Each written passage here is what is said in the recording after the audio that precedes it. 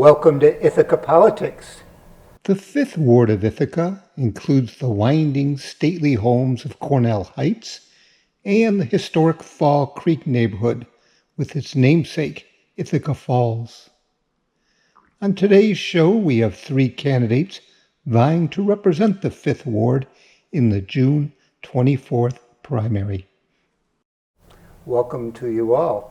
And I'd like to give you each 2 minutes to introduce yourselves and your platforms.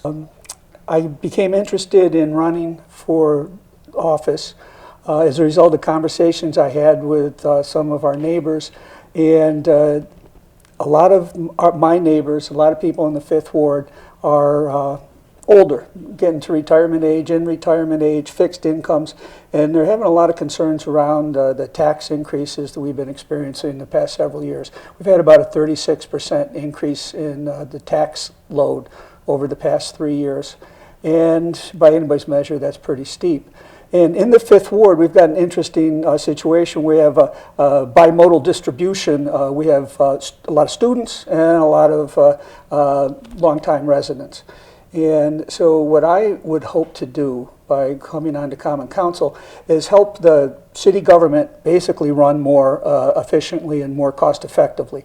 I think that most organizations have a tendency towards bloat eventually. That's, from what I understand the history, a common thing for the past few thousand years.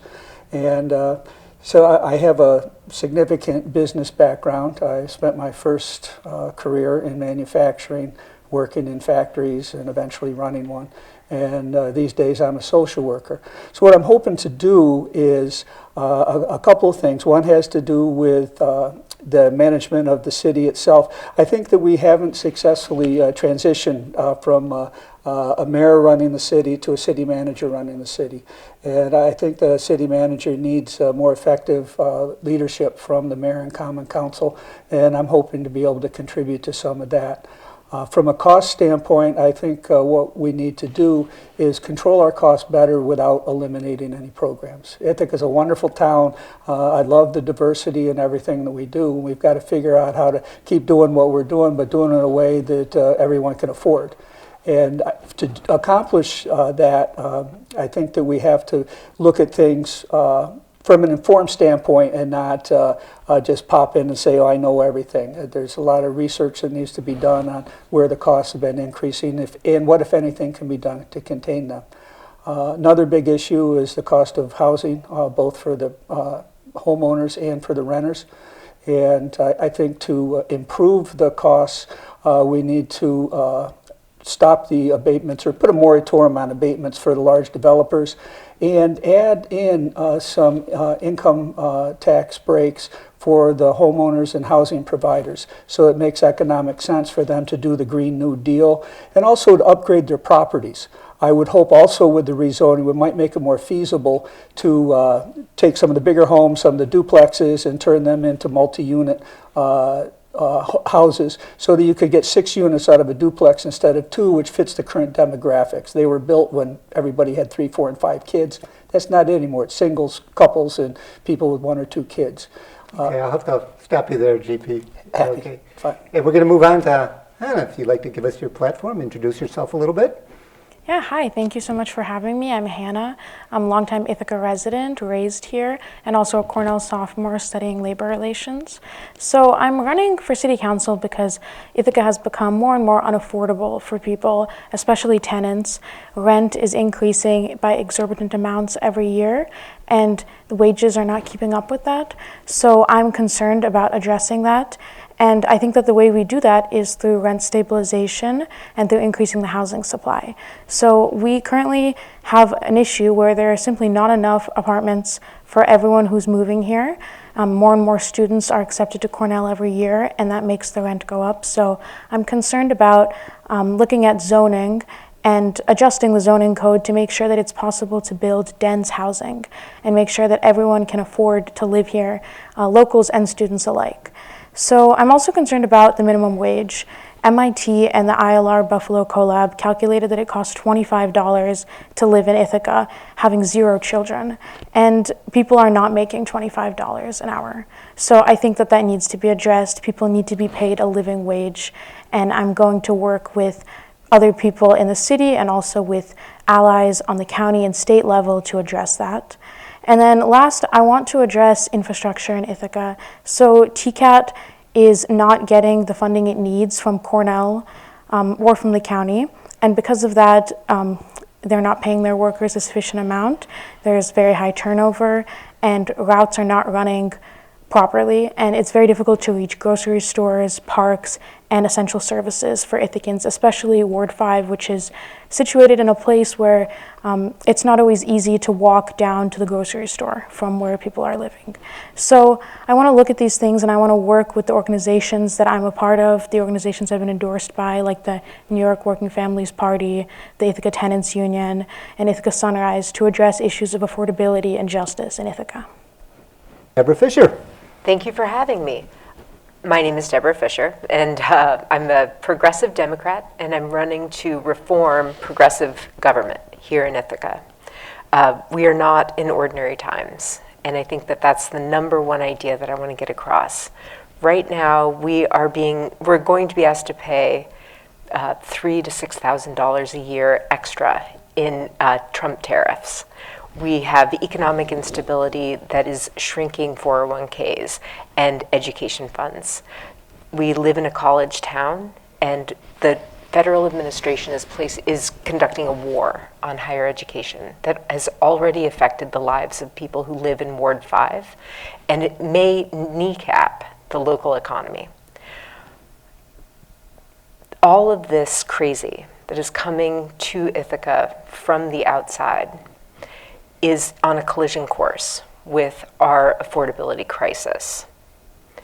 We are in a position right now where we're asking Ithaca residents to pay Brooklyn rents, frankly, in the middle of Western New York, and they can't do that and take on Trump's tariffs, right?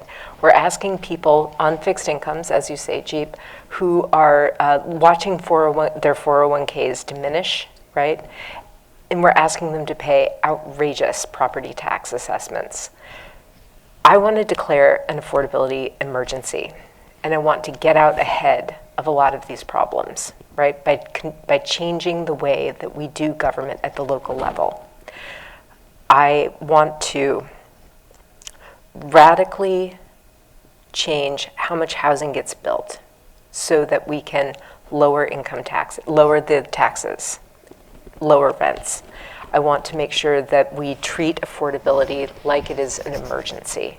And in addition to that, what I want to do is make sure that we're investing in the local economy, right? So making sure that I want to put a tax or a fee on vacant storefronts to make sure that people who have storefronts vacant for many years in a row are penalized for that, right? Investing in Ithaca, right, and creating a growth agenda is very important if we're going to weather what is coming our way, because we need the resources to be able to imagine really worst case scenarios, right? We're at the beginning of a story with this administration. We need to be able to imagine scenarios like, what are we going to do if measles or bird flu comes here and we don't have federal support? What if all the Social Security checks go away, right? Local government has a responsibility to address the problems like that, even if the federal government creates them. And I think that we can do it if we radically change how government works and turn ourselves into a government that delivers for the people of Ithaca. Okay. Well, we certainly are going to get to the affordability issue. It's something we share. Yep, you do. But I'd like to start with somebody once said, all politics are local. And perhaps all politics that are local start in the neighborhoods.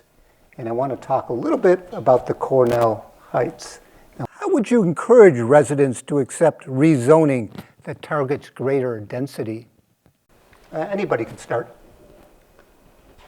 Well, I'm in Cornell Heights, so I guess that's fair game. I think some would be for it and some would be against it. I think most people don't like change. Most people are afraid of it. And at the same time, I know 20 years ago, there were a lot of kids in our neighborhood. There are very few children in our neighborhood anymore. The demographics have changed. So there's people that have been there forever that want things to not change without realizing they already have.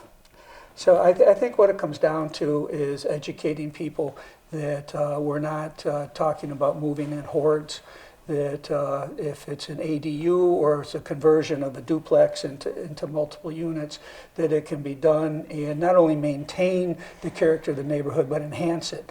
Because aren't terribly interesting if there's nobody outside walking around interacting with each other. And if we have a few more people, once again, we'd have more of a neighborhood atmosphere. So I think it can work out quite well. And I think people will need to be talked to so that they have a clear understanding of what's being proposed rather than having the feeling that somebody is shoving something down their throat to benefit somebody that lives somewhere else. Okay. Any other thoughts? Yeah, I'd like to add to that. I mean, I do think that educating people is a really important part of it, right? And one of the things that I heard a lot when I was talking to folks in Cornell Heights is the idea that, well, where are all these people going to, what are all the resources for all of these people that we're imagining, right? And it's important to keep in mind that those people that don't live in Ithaca live and work really close. They live and work in Lansing, or they live in Caroline, or they live in towns really close by, right? So they're already here to a great degree, right? And what we're trying to do is get those people in a situation where they're closer, they have a more walkable life, right? Our neighborhoods are more interesting, right? All of that is very important to people feeling good about living here. Ithaca is increasingly like a donut, right?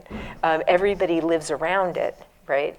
And in the middle, it's getting more and more difficult to live here and make a business here and make a life here. That's what I want to solve, right? And that means taking the people who are just living on the perimeter that we see all the time and just bringing them closer to us. Yeah, I agree completely with that. I think that's really important, and I think that the reason why I really want to look at zoning and ADUs and single-family zoning is because different housing works for different people. Yeah. So some people want to live in a single-family home, and no one is taking that from them, but some people want a more affordable option. They want to be able to live in maybe a one-bedroom place or a two-bedroom or an ADU, and I want to make it possible for people to live in Ithaca and near each other. And I think that really, like what Deborah just said, I think it connects people. I think it's good for our economy. It's good for our communities. And I'm looking forward to talking to people about what type of housing works for them and finding ways to make that happen. Well, one piece of this I might have mentioned at the beginning that I think can be helpful too is taking steps to make it easier to convert houses to condominiums.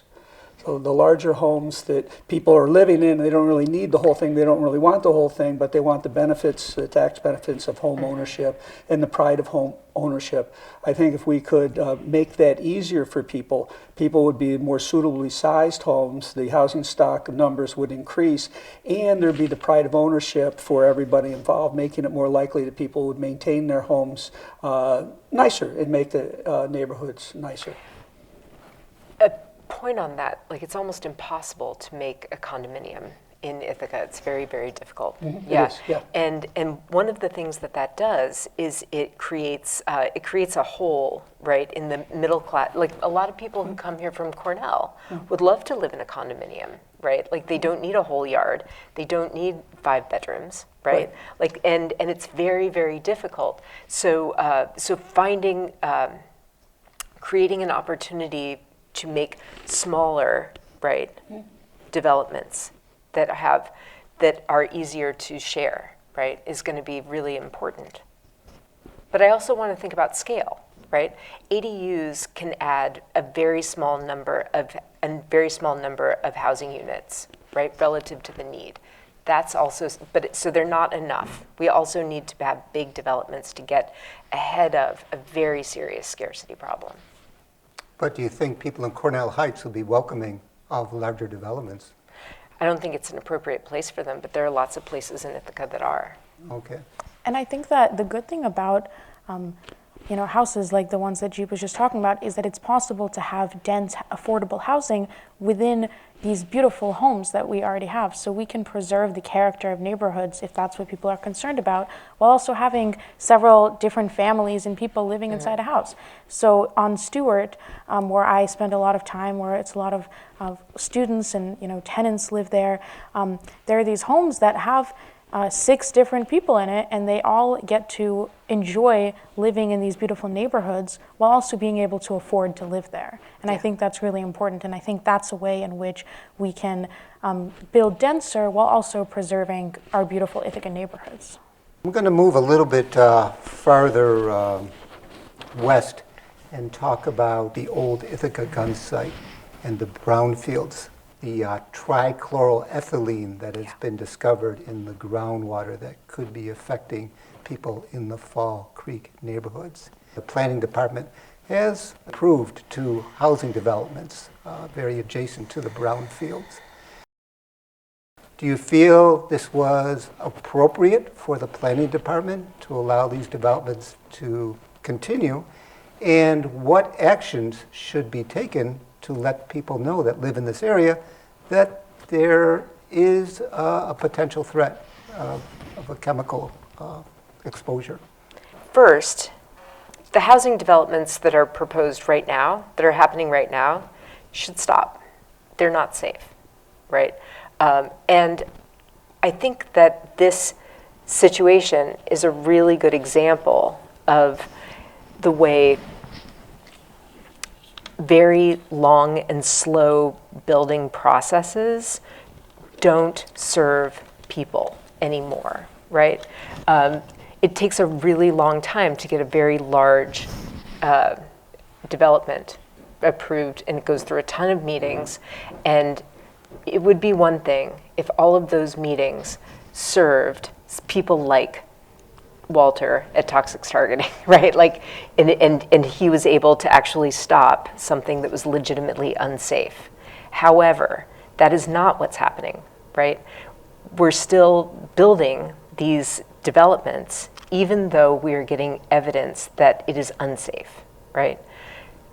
I think this is a good example of a larger need to completely restructure how we're making these decisions, because the way that these decisions are made right now support very large developers who can tolerate and have the bandwidth to take on all of the cost for all of the red tape and meetings and waiting around, right?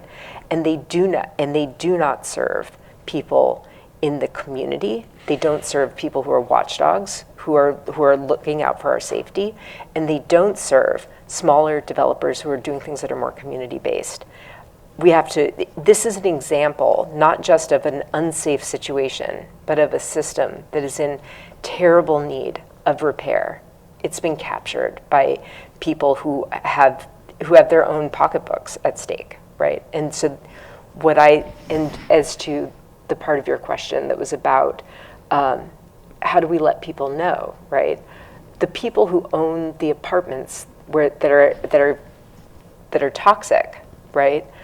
They don't want their tenants to know what's going on, right? So government needs to intervene, and people need to know that they're living in unsafe sites, even though that costs people, because it's about public safety. I actually happen to be somewhat of an expert in this area because I used to own businesses that dealt with dangerous and toxic chemicals, and I implemented our environmental policies and pollution control systems and dealt with the DEC and the EPA and our local environmental people, not in Ithaca but in other cities. And one of the things that I came to realize over time as we went through these issues is that most people don't know the correct questions to ask in regards to the situations, the chemicals, the toxicity, the potential toxicity, and they also don't know whether they got the answers to the questions that they asked. So it's a very specific technical thing. I would recommend that anybody that has concerns should be able to get their basements checked for fumes and anything that needs to be done to verify that there hasn't been any migration. And if it is, that there is properly mitigated and or bought out and paid for properly. However, I don't know, without specifically being involved in the actual facts for the situation at hand, what makes the most sense. And I think this speaks to a bigger problem of us in the city and in this country putting profits over people's lives. And I think that's what we need to be addressing. So tenants are often in a position where they either are not made aware of the environmental situation and they don't know that they're unsafe, or they do and there's nothing they can do about it and they don't feel like they have a voice. So I really want city government to be the voice for tenants. And I think city government should be working with organizations that are already within these communities, like the Ithaca Tenants Organization, and working with them to speak to tenants, to go door to door, to explain what's going on and make sure that we are hearing their needs and addressing those above the needs of developers and people trying to make profit off of unsafe conditions. A lot of people are concerned about the new flood maps. I guess I'm wondering, as representatives of the Fifth Ward, what can the city do in terms of allaying any concerns about increased insurance rates, and should there be some type of subsidy for homeowners that may face pretty significant insurance rates? Anybody like to start? God, no. I've got some thoughts. I mean, I think that this is actually another one of those situations where local government is going to be asked to do a lot more, and we have to build capacity so that we can solve problems that used to be solved by the federal government, right? FEMA may or may not exist, right? So we can't actually depend on solutions that have been set out already, right? We might have to take care of that ourselves. In order to do that, we need to grow the capacity of local government, right? So we need to be thinking about increasing the tax base. We need to be thinking about diversifying the economy and making sure that we're not just depending on Cornell. We need to make sure that we are shoring up what we've got so that we can take care of people if there is an actual flood, if they need help with their insurance because they can't afford it anymore because of the redrawn flood maps, and to build things like levees, right? All of those things are going to be hitting locally instead of, and we're going to be receiving less and less support from the federal government. So we need to be getting ahead of it and making the money that we can share. This is something that I've been talking about with the Sustainability Director, Rebecca Evans of Ithaca, and something that she's been concerned about and that I'm also very concerned about is that the city is often not being honest with people about the risk of flooding. And this goes back to what we were just discussing with the gun factory area. So people need to know what the risk is and they need to be aware of it, and then they need to receive support to have flood insurance so they can protect their life and their property. And I think that it is the city's responsibility to be honest and to be supporting people in every way possible as climate becomes more and more catastrophic. And as the federal government, like Deborah said, is not going to support us, it's the city's role to do it. And we should be looking at creative solutions and ways to make flood insurance more affordable and make it possible for people to protect their homes. Mm-hmm. Okay. Can I add one more on that? Yeah, of course. My God, no was just a little aside thing. I agree once again with both Deborah and Hannah. However, I'd frame it a little bit differently. Rather than adding capacities, I think that what we have to do is improve the competencies of what already exists.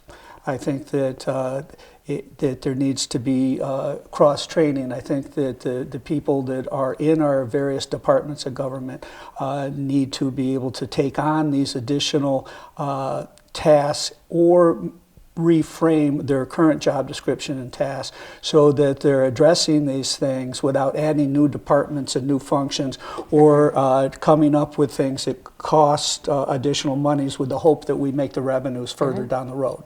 Because this has to be done in a very coordinated and conscious way. And there's a big difference between insurance rates going up and a flood happening. Both need to be attended to, but we need to keep our eye on the ball and say, how do we handle this in the context of what's best for everybody in the city, rather than simply just people in our ward. Okay. GP, a big part of your platform is reducing taxes for the homeowners. And what people automatically think of is, well, we better cut our expenses to do that. Where do we draw, how do we walk that fine line if you believe in maintaining services and maintaining jobs, but reduce taxes? Actually, where I've been at is not increasing taxes, but I would love to reduce taxes also. Okay. And what one has to do, and what I would hope that I would be able to contribute to, although I wouldn't be the main person involved, is how do we look more carefully at where the costs are increasing? There's a very good chance that some of our increased costs are what I would call baked in, and that they're a result of contracts that were made several years ago based on a certain set of assumptions, and the assumptions didn't work out. And basically, we have to do what works. We cannot stay on, if we were basing a certain contract on a certain amount of revenue growth that didn't happen, then we have to adjust our expenses to match what in fact did happen. And that requires carefully looking at the budgets of each department and what's working and what's not working. Where can we become more efficient? It's not an issue of somebody's not working hard enough. What's at issue is examining how efficient people are, how well they've been trained. I studied under a guy named Deming, Ed Deming. He was the Japanese father of quality. He said 85% of all problems in an organization are management oriented. And the people would rather do things right the first time, but they generally haven't gotten the right training or the right instructions or have the right tools. So what needs to be looked at is where are we in each of the various departments in those areas, and what can be done to improve the operation. Do you have anything in mind about particular departments in the city that you think could be much more efficient? I would actually prefer to do my research before I opined that I know something like that. That's a little too flip for me. I see, okay. Well, Deborah, you also talk about sustainability in city government. Yes. And I'm wondering if you could expand on that a bit. Sustainability meaning reform, right? What I'm interested in is, over time, layers and layers of processes accumulate in any institution, and the government is no different. And after a while, you start to realize that things don't work effectively, not because people are lazy or stupid, definitely not, right? But because the process around what you have to get, the process around the work is untenable, right? Now is a really good time, because our faith in institutions is at an all-time low, to examine the institutions themselves and ask questions about why they're not delivering as they should. It takes a long time to build things here, way longer than it should. That's why we have that's why we have the scarce housing, because it takes too long to build housing here. That's one example, but I'm gonna run with it. So once it takes a really long time to build housing, are we gonna keep letting things take 7, 10 years, right, to get results? Or are we gonna say, no, we need the housing now? And how do we change the processes around that so that we can get the feedback that we need from communities, and we can build trust in government? Because we're doing two things. We're not just listening, which is very important, but we're also delivering a result in a time span that actually makes sense. I personally believe in my own work, I ran a nonprofit, and now I am a nonprofit consultant. And one of the things that I see over and over again is that employees have a really keen insight into how they could do their work better and how they are being held back. So where I would start is I would ask the people who work at the City of Ithaca how they want to streamline their work. That would be the end point for me when I'm thinking about streamlining and making systems that people can trust, because they can trust the outcomes. Okay. Hannah, when we hear the talk about efficiencies and making things more sustainable and streamlined, a lot of people jump to the conclusion that, well, we're going to be cutting our services. Ithaca is well known for providing plenty of services, not just within city government, but funding lots of agencies. Do you have an opinion on whether we should be looking at affecting different services, or do you believe that the state of our services are pretty good right now, or we should even be increasing them based on what Deborah is saying, that things may be getting pretty hard for people? Yeah, I don't think we should be cutting services, and I don't think we should be laying people off, because I think that hurts all of us in the end. I think it's very real that there is an affordability problem and that property taxes are high, and Ithaca's budget is very tight, and I can't make promises that we are going to decrease taxes because I'm not sure that that's possible. But what is possible is making sure that people's lives are better and they're getting more bang for their buck. So if taxes are going to be high, I'm not saying increasing, but if they're not able to decrease, people need to be getting what they need, and that means they need to have transportation, they need to have good fire service, good EMT, etc. So I think that we need to be looking into ways that we can improve people's lives in ways that don't cost the city. Like, for example, increasing the minimum wage, having a city-specific minimum wage that doesn't cost the city a significant amount, but it brings money into Ithaca and it makes people's lives better, and then they have more money to spend on businesses. They can, interact more with the community, and they can also afford these very high taxes. So I think that I am not willing to pretend that I have the magic answer to cutting taxes, because I don't know if that's possible, especially if we're getting less and less support from the federal and state government. I think we need to work with what we have and make it the best possible. That's what I would say. Right. Well, you proposed a citywide livable wage of $25 per hour. Within 3 years. Within 3 years, over a 3-year time, like gradual increases? Yeah. To the 25? $20, around 20 or 21 the first year, and then 23, and then 25. And that's based on research that's been done by the ILR Buffalo CoLab, and also conversations that I've had with unions and organizations that are part of the Living Wage Coalition.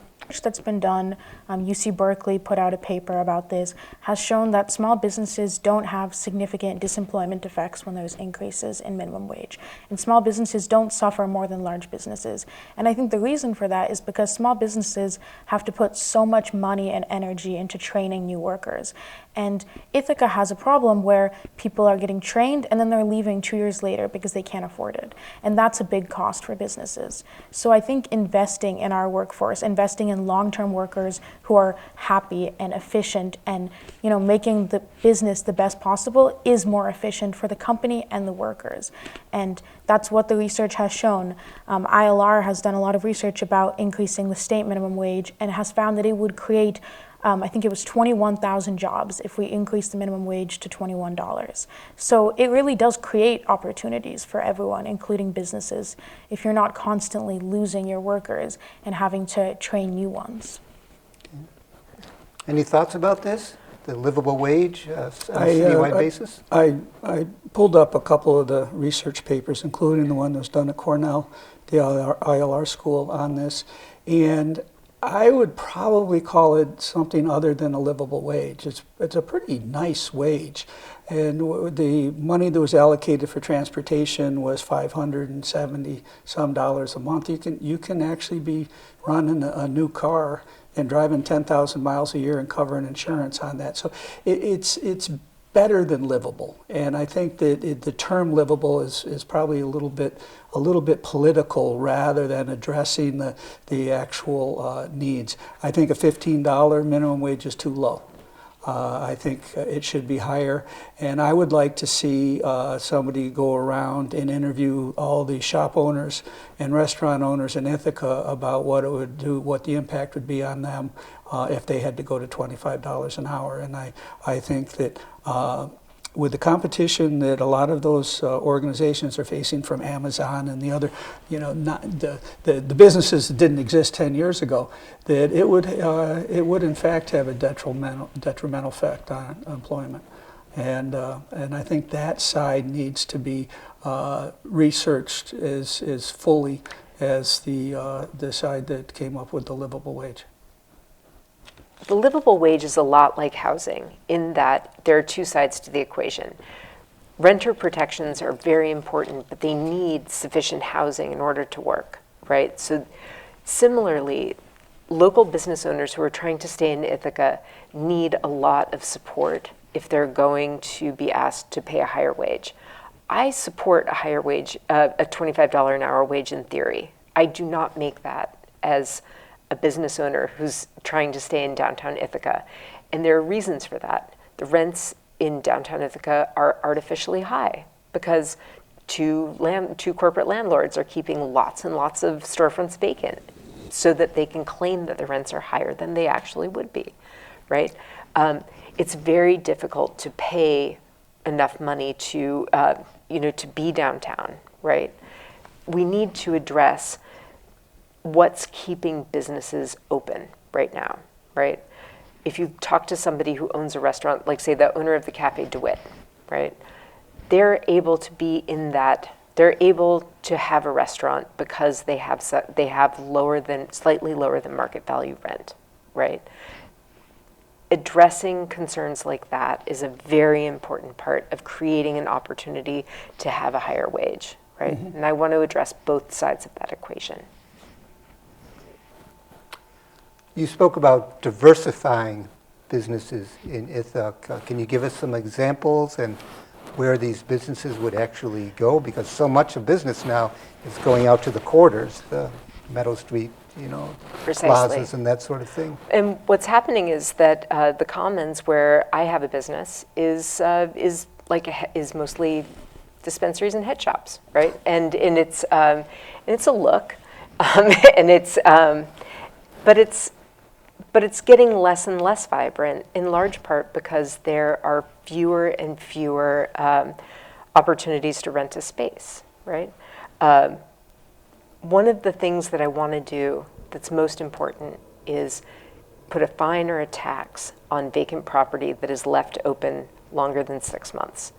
I think that right now there's so much vacancy. Do we know that's legal? Yeah, no, we do it. We do it in other cities in New York State. Yeah, that is possible.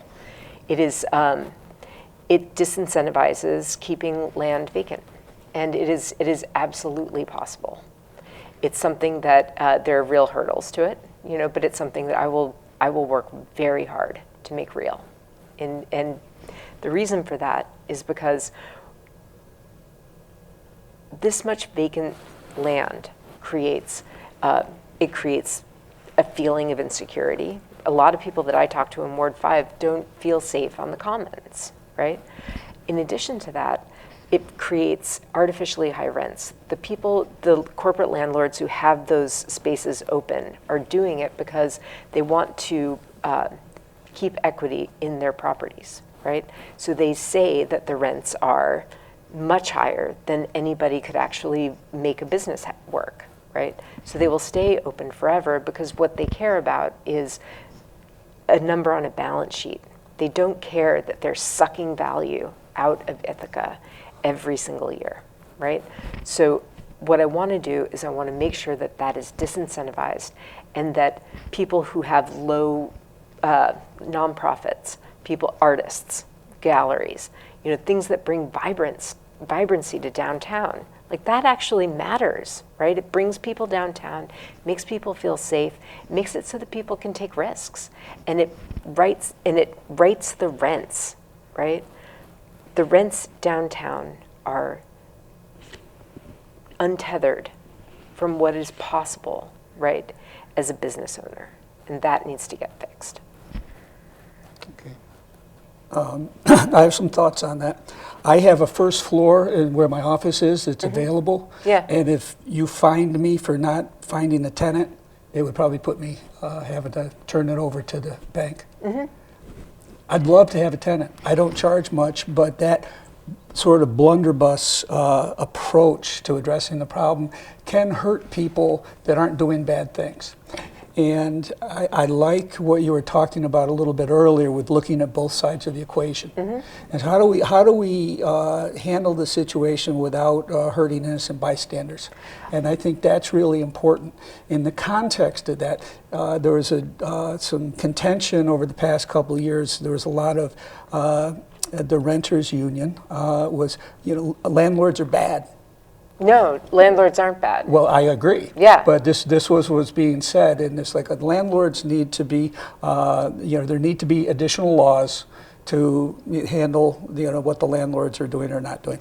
I think what would be a better thing to do is more competently and diligently and consistently enforce the laws that are in place, so that the problematic landlords, the one aren't attending to their properties, that aren't attending to the needs of their tenants, that they're addressed. And there are laws on the books to make that happen if they're consistently enforced. Can I ask you a follow-up question about your space? Yes. Yeah. How long has it been vacant? 2 months. Right. How long has the Masonic Temple been vacant? Oh, I understand, and I think I probably know who you're talking about. How long have most of the storefronts that are in the commons itself been vacant? All I'm asking is watch out Yeah. for innocent bystanders. Oh, I'm not disagreeing with you in any way. I've been a property owner, right? I've been a landlord, you know, Okay. and I'm not suggesting that people who are having a hard time finding a tenant are going to pay more money, right? What I'm suggesting is you are offering a reasonable rent that you feel like you could actually get. It's a sort of a low rent, but it's a lot of money. It's mortgages and taxes. A third of anything anybody charges for rent around here is for taxes. Yeah, no, and that's fine. That's not what I'm talking about, right? What I'm talking about is I call Ithaca Renting to try to rent a place on the regular, and I can't even meet with someone I can't even meet with somebody to rent it out because they're not serious. That's what I'm talking about. Now, I actually can't disagree with you, and I would love to talk to the city attorney and other attorneys, say what are viable options for addressing this, and maybe it would end up being what you've suggested. But what I would have to do at this time is do more research so I could come up with what seems like the best solution rather than something that at first blush looks like it might be good. I'd like to get back to what you briefly mentioned as public safety. Now with the sanctioned encampment behind Walmart, do you have any thoughts about if a sanctioned encampment and the service hubs that are proposed are the right way to go? You want to start with that, Hannah?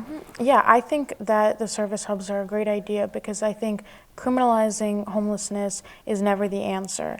I believe that making people who are already going through so much go through more is not going to help any of us. So I agree that homelessness is an issue in Ithaca, but I think that the way we address that is by helping people find jobs, by having workforce development programs that people can go through, having these hubs that people can go to have assistance, to have a warm place to stay for a bit, to take a shower, things like that. Like, this is vital for people to be able to get out of homelessness, because the issue is that once you're in homelessness, it's almost impossible to get out. And it is the city's responsibility to help people get out instead of punishing them for the situation that they're in. So I personally am very excited about this new proposal and the things that the city's looking at doing, because I think it can make a huge impact on people's lives, both the unhoused and the people who are upset about crime downtown. I agree. And one of the things that's important to keep in mind is that housing scarcity is an incredible predictor of homelessness. genius, right? Like it's almost like a game of musical chairs, right? The more scarce housing is, there are people who move to Danby, there are people who move to Lansing, and there are people who can't find a place to live at all, right? We need more housing. We need enough housing for everybody to live, right, in Ithaca. So that's the first thing. While we're fixing that, the encampment is a great example of a shift that I think really serves people.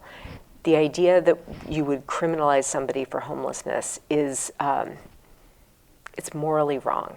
And leaning into an engagement approach and listening to what people need and trying to provide what people need is a much better approach. It's government that works for people, and it's providing an actual outcome that people need. More things in local government need to work like that. I think when we talk about the issue of homelessness, we need to tease out some variables that inform what the best approach is. I think we have, once again, a situation where we have a couple different populations that are homeless. Some have fallen into homeless because they're living paycheck to paycheck, they lose their job. A couple, and they split up, and one of or both of them can't afford a house, and all of a sudden they're living in a car, or they're homeless. There's that population, and there's also the population of the substance abusing and the mentally ill, or the substance abusing and mentally ill both. And I think that we need to pay attention to the fact that we have different populations there for what we do to help them. Some people need housing. Some people need a lot of services. And so, go ahead. Oh, well, I agree with you. And at the same time, like, you can need a lot of services and need a place to live, right? Like, and I think that, well, yeah. And some simply need housing. Yeah. That is an easier population to serve. Those that have mental illness and substance use problems have other needs that if we put them into a housing environment, a certain a lovely brand new apartment building, and the police are there 700 times in a year, we're not giving them what they need. It's not working. And so I actually, for housing for people that have substance abuse issues, I'm more keen on the second wind approach that's down in Newfield, where it's there's small houses that get rid of the hallways, the stairways, and the elevators, because they're a real problem. And I think whether it's what Hannah was talking about with the services, the showers, and that all needs to happen, but they also need to be given help with counseling, with medical services, and they also need to be held accountable. Homelessness should not be a crime. If homeless people are committing crimes, they need to be held accountable for those crimes. And I'm not in for using prisons for the only mental health provider, but I am into providing safety for the citizens and basically not enabling people. One of the things I do, I work with people with substance abuse problems all the time. I have for decades. And anybody that's in recovery from addiction will tell you, I was a liar, cheat, and a thief when I was using. And that's not good. And so what we had to, what are the right services for the right people? How do we tease out and make sure that we have people identified and we're helping them in a way that works rather than a way that doesn't work? Well, let's talk a little bit about serving on council. You all mentioned leadership, but with our city manager form of government, which effectively eliminates council from the day-to-day workings of the city, where does strong leadership on council fit in? I do think that it is a time that requires strong leadership. And I don't think that strong leadership means taking all the air out of a room, and it doesn't mean always getting your way. I think that it's very important to listen to people. I think that one of the things that's really important right now is that we have invested in the manager council setup, right? My job as council person is to empower the people who work for the city and the manager. That's my job. Same as when I sit on a board, I sit on a board right now. My job is to empower the people who work for the organization, right? I work on a team to do that. And do I have strong ideas about how to get things done? Yes, yeah. And I'm also a really good listener. And I'm also very good at understanding what's not my job, right? And I think that it's really important for every single person who sits on Common Council to really get clear about their role, which is oversight, right? And support, and making sure that we're setting a vision or a course, right? I want to be part of a movement to empower the people who work for the city. And I don't think they feel empowered right now. The employees or the other council people? The employees. And I don't think that Common Council is exhibiting good leadership all the time when it comes to how the city works, right? I think that we could do better at that. And I want to be a part of that process. This is something that is very important to me, and something that I think is very important, and I generally agree with what Deborah said, except for I think you need to add the concept of guidance and not just support and empowerment.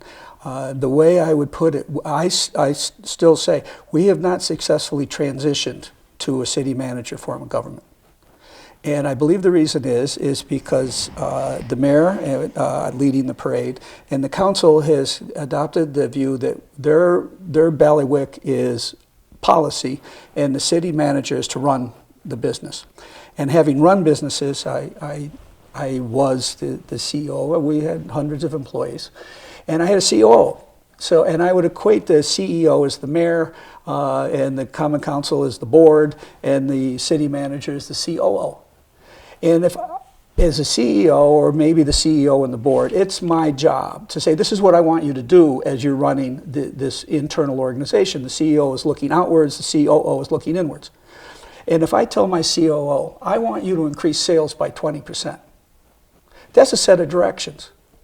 If I tell my COO, I want you to increase sales by 20% and I want you to make money, that is a totally different set of directions, and it is very, very important to the decisions that COO is going to make as far as how to go forward.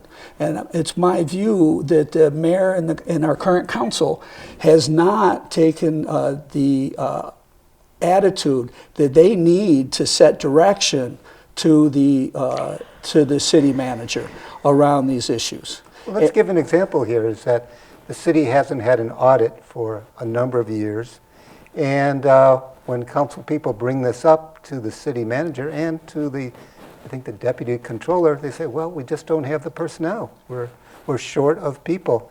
And the council people just say, well, I guess that's the case. I mean, they kind of keep bringing it up, but the answer is always the same.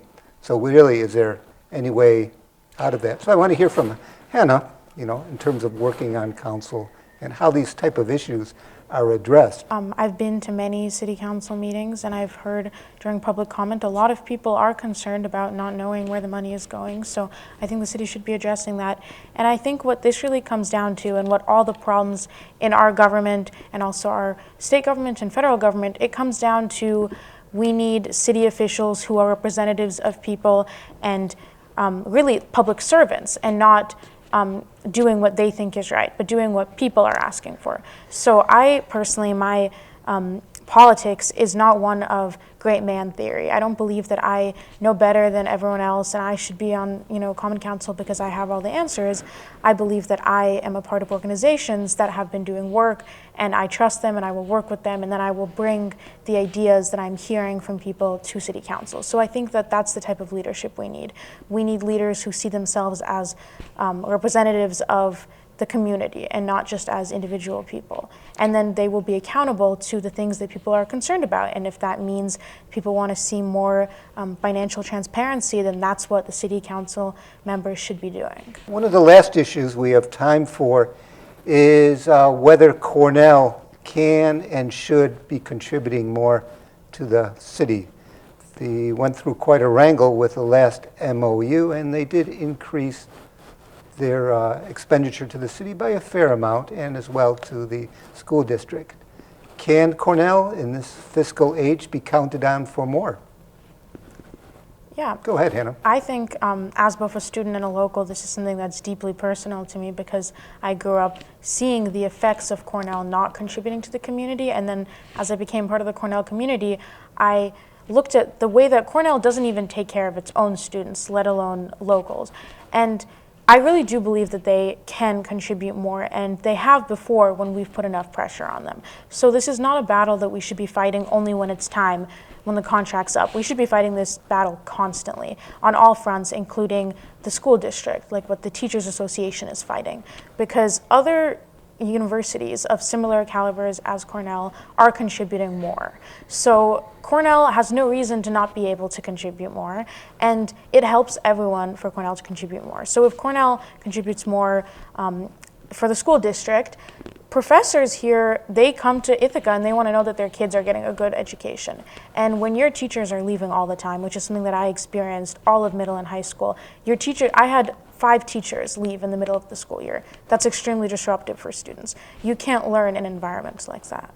So I think that Cornell has a responsibility to Ithaca, and we should be communicating with them and making it clear that this is in their best interest. Because the city being a beautiful place to live brings students and professors and staff in. Students want to also be able to go downtown and see a thriving downtown with businesses and culture and music and all that. And that is just not possible when Cornell is treating Ithaca as kind of this attitude that like Ithaca should be grateful for Cornell. And I don't believe that. I think Cornell should be grateful for Ithaca. And city, common council, elder persons should be fighting for that constantly all year long in all sorts of ways, not just in the actual room when they're making decisions, but also they should be organizing with organizations like the teachers union, which is fighting a really hard to get more contributions. So we should be working with them to make that happen. And we should also be working with allies on the county and state level, because in New York City, for example, a lot of politicians, people who are running for mayor right now, like Zoran, they're looking at ways in which Columbia and the other schools can contribute more to the city. So we can take guidance from that and we can join that battle and make this bigger than just Cornell and Ithaca, but a bigger thing about how universities should be giving back. And they are, at this point, they're making profit. They're not nonprofits, so they should be giving back. GP, do you think Cornell should be doing more? Yes, I do, and unfortunately, it's a difficult time to be beating them over the head for it because of the uncertainty and the instability caused from coming out of Washington. My view is that in the short run, we should be charging them fees for things like inspections. All housing providers have to get their certificate of compliance. They have to pay usually, something $75 to a few $100 to do that. Cornell's paying $5 a room. That could add up to a lot of money. I think in the long run, my view is when Cornell and the other colleges and universities in New York State got tax exempt status, they didn't have dormitories and they didn't have dining halls. They had, all the way down, the avenues around here were boarding houses, and that's where people lived and ate. I think all the profit-making ventures should pay taxes. And I think that fits in with the original intention, and I think it's reasonable, and also helps make the Cornell students fuller citizens of the city, because right now, those no fault of their own, they're not paying. Everybody else who's paying rent is paying taxes through their rent, and the Cornell students aren't. And so that would help create more of a real city rather than the city and then this thing up on the hill that. This is the castle where the prince lives. Okay, last word, Deborah, on Yes. Cornell? Like everybody in Ward 5, I agree that Cornell should pay more. It has a direct interest in doing so. It should want Ithaca to thrive. But a lot of things are true, right? It's true that Cornell should, if I ran Cornell, I'd pay more, right? That I can say. But I can also say that we don't control what Cornell does, and we do control what we do, right? right now is a very difficult time to be asking Cornell to contribute more. I agree with that. And Cornell is not the source of Ithaca's biggest problem, which is scarce housing, right? People move in and out because of Cornell, but we can solve the housing problem by building more housing. We have control over that.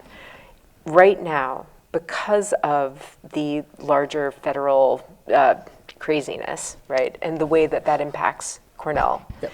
I would really focus a lot on solving our problems, turning to what we can do. Where is our locus of control, right?